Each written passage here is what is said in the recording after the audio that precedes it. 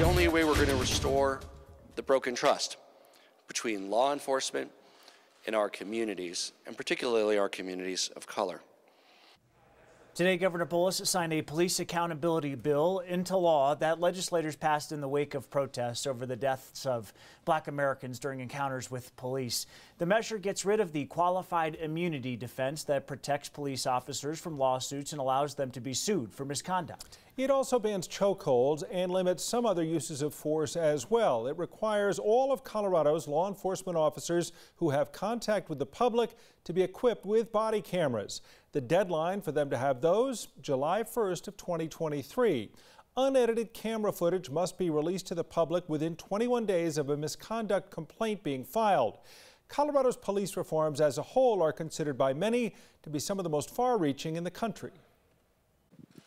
Now, this legislation specifically contains landmark evidence-based reforms that not only protect civil rights, but will help restore trust between law enforcement and the communities that they serve.